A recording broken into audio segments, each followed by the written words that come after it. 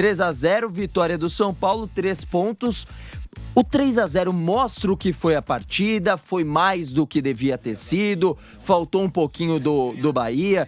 Quero que você faça uma análise dessa partida, Flávio. O placar foi exagerado, que dá a impressão que o São Paulo dominou amplamente o jogo e não foi bem assim. O São Paulo foi objetivo. O São Paulo aproveitou as chances que apareceram. O Bahia começou o jogo bem melhor, mas desde o começo via-se um problema que o Bahia teria até o final. Erros de finalização. Chegava com facilidade e errava muito fortemente. São Paulo mal conseguia chegar no campo ofensivo. Até que começa a melhorar um pouquinho, a partir dos 22 e 3 minutos. O goleiro do Bahia dá um gol para o São Paulo. E aí sim, o time do Bahia, que já não estava conseguindo acertar as finalizações, piorou mais ainda. De qualquer forma, o Bahia ainda insistia muito pelo lado do Ademar, em cima do Lewis. O tempo inteiro o Bahia jogando por aquele setor criava oportunidades e o São Paulo tentava jogar no erro do adversário e os erros foram aparecendo. Veio o segundo gol, do mesmo jeito, o Bahia atacando e o São Paulo aproveitando os contra-ataques, ou seja, o time do Bahia foi extremamente incompetente e o São Paulo foi prático, né? Aproveitou as oportunidades que teve, não foi uma atuação espetacular, mas ganhou de maneira pragmática. Quando teve oportunidade ele fez e o Bahia teve um monte de chances e não conseguiu aproveitar nenhuma. E como culpar o Rogério Ceni com tantas chances perdidas, hein, Flávio? Pois é, a culpa do Rogério foi ter colocado esse goleiro, se ele poderia jogar, né? Porque até hoje ele é melhor que o cara. Ele é bem melhor que o cara hoje, né? Porque não é possível. Mas você pode levar o time até a área. E o Bahia chega bem, toca bem a bola e tal. Finalizar não dá pra você fazer, aí já é coisa do jogador. Você pode ensinar a saída de bola, mas você não vai falar pro seu goleiro entregar a bola no pé do jogador do time adversário. E foi o que aconteceu. Então é muito simplório, né? Você culpar o treinador. Espero que o Grupo City, por ser profissional, leve isso em consideração. Mas dentro da normalidade não é o que a gente vê no futebol. O pessoal que está acompanhando com a imagem, então, vai se surpreender, porque do nada Flávio Prado rejuvenesceu, né? Sim. Ó, trocamos aqui a tela. Vamos trocar, mostrar. Bruno Prado está com a gente, né? Também daqui a pouquinho para falar um pouquinho do que aconteceu no Rio de Janeiro, no jogo do Botafogo, líder do campeonato isolado. Mas antes vou chamar o Zé para falar um pouquinho sobre essa partida do São Paulo. Pelo menos muitos gols, né, para narrar. 3 gols já é muito gol em muitas situações, né, Zé? E uma vitória aí do São Paulo importantíssima para a luta pela vaga direta na Copa Libertadores, né, Zé? Até falei durante o intervalo fora do ar com você, né, Chaco? Falou, o jogo tá legal, cara. Os dois times estão indo pro jogo, estão tentando, cada um à sua maneira, né? O Bahia na pressão e o São Paulo no contra-ataque. Olha, a gente dá uma olhadinha nos números e acho que mostra o que o Flávio comentou agora há pouco, né? Foram 24 finalizações do Bahia. Mas assim, finalizações equivocadas, que exigiram apenas 6 defesas do goleiro do São Paulo.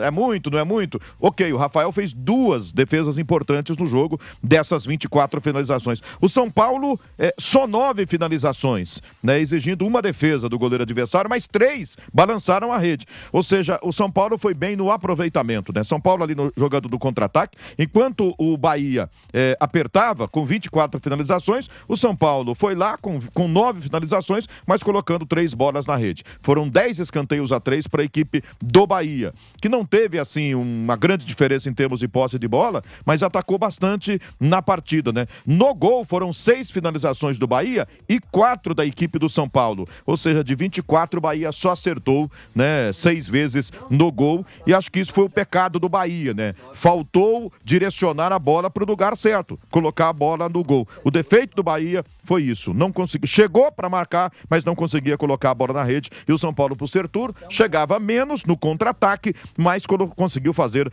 3 gols na partida, conseguiu marcar 3 gols no jogo, vitória é importante. Eu queria chamar a atenção para o futuro, já para a próxima rodada, Chacon, nessa disputa aqui, o São Paulo com 54 pontos, olha para o G4 e vê que ele está a 2 pontos do G4 do Campeonato Brasileiro.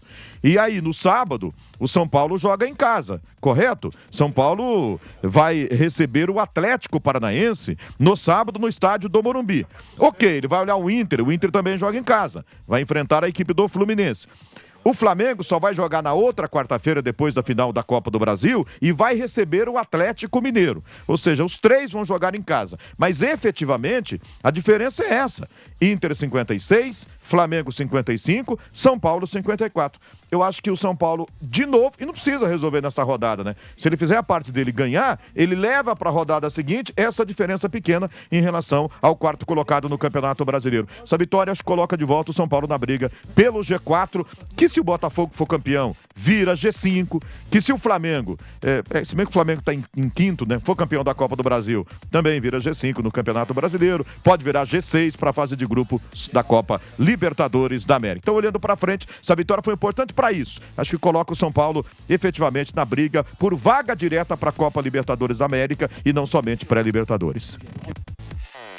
Zé, um abraço pra você, viu? Um abraço, Chacon, obrigado. Mais uma brilhante narração do nosso José Manuel de Barros nessa vitória de 3-0 da equipe do São Paulo contra o Bahia fora de casa. E ainda falar sobre essa partida com o Flávio Prado um pouco mais, porque para projetar, né, o ano de 2025, porque o São Paulo tem pela frente, nos próximos anos, uma reestruturação financeira, né? Vai ter uma reestruturação financeira em que passa muito pela necessidade de estar presente na Libertadores, pela questão de exposição de marca, premiação. Os jogos vencidos na Libertadores trazem mais grana aos cofres da equipe do São Paulo, então tem tudo isso que conta bastante. Então estar na Libertadores é essencial para o São Paulo para a próxima temporada. Ou é loucura falar isso, Flávio Prado? Não, a Libertadores, ela enche estádios, né? Ela paga prêmios importantes. E tudo que o São Paulo puder arrecadar, levantar dinheiro para poder... Claro que ele precisa enxugar os custos. Isso é o mais importante. Por exemplo, vem a notícia da eventual renovação de contrato do Rafinha. Jogador caro. Qual a utilidade real do Rafinha no elenco de São Paulo? É para se pensar, né? Tem que reduzir custos e fazer o máximo possível de jogos em campeonatos rentáveis. Então, as duas coisas se misturam. Mas aí, pelo que está pintando aí, provavelmente teremos, inclusive, G9. Nós teremos o São Paulo presente na Libertadores de qualquer maneira. Acho que fica mais ou menos garantido que o São Paulo estará na Libertadores, que é um ponto forte, um ponto importante para que ele possa arrecadar um dinheiro importante para começar essa mudança, essa virada, que eu espero que aconteça efetivamente, porque sem dinheiro vai ficar assim. Quinto, sexto, oitavo, nono, não vai sair disso.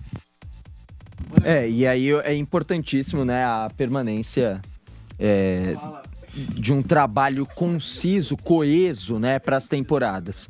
E aí eu já estendo mais uma pergunta para você. Uma opinião sua sobre o Zubeldia, o quanto a permanência dele pode ajudar ou piorar.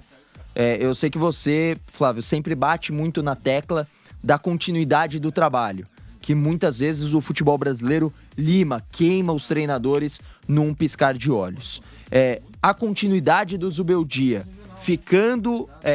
classificando ou não para Libertadores, Zubeldia, na sua opinião, deveria ficar em todos os cenários? Vai pra Libertadores, tem que ficar, tem que ir embora. Não vai pra Libertadores, tem que ficar e ir embora. Queria entender o que você pensa sobre o trabalho do Zubeldia e a permanência e uma manutenção do trabalho dele. Eu acho o Zubeldia um técnico mais ou menos.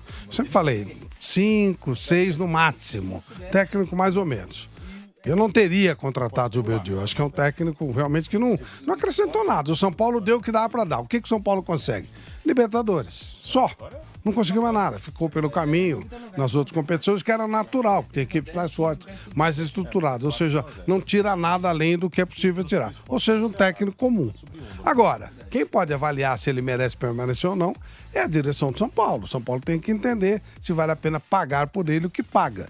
Se haverá uma reestruturação, quem está lá dentro tem mais capacidade de fazer essa reestruturação do que qualquer outro novo que chegue. Então, nesse ponto, vamos começar a fazer uma coisa nova no São Paulo, mas vamos aproveitar o que tem aí, porque, lógico, né? Não dá para mudar todo mundo.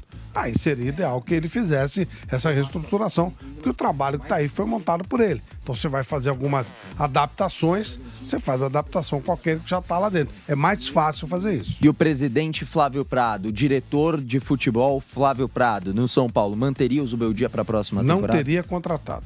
Mas digamos que contratou e você chegou lá, tem que tomar uma decisão. Você tem que deixar o trabalho prosseguir.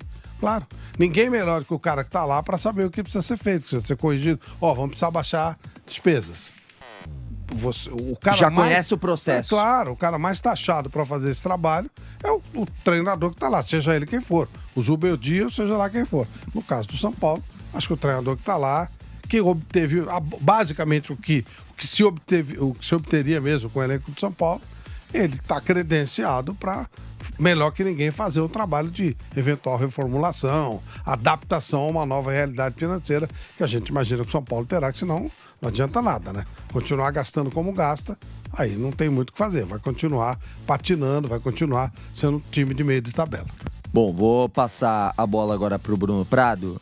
Já vou falar sobre Botafogo e Vasco com ele também, mas como esse é um tema bem aberto, né? E dá para falar sem precisar ter assistido esse jogo de hoje. E para você, Bruno, a manutenção do Zubeldia, o que tem que acontecer? Como você avalia o Zubeldia, o trabalho dele e uma manutenção, classificando ou não para a Libertadores? O que você faria, Bruno Prado? Não, eu manteria. Acho que o trabalho dele é bom numa média aí. Acho que ele faz um bom trabalho. O time pode render um pouco mais, pode sim, mas ele tem alguns meses no comando do São Paulo. As eliminações nas Copas acho que foram dentro do normal. O Atlético Mineiro foi um confronto muito ruim, dava para o São Paulo ter passado, mas foram 2 jogos para 0-0. O Atlético acabou fazendo um gol no final no Morumbi, um pouco antes do São Paulo, teve a chance de marcar.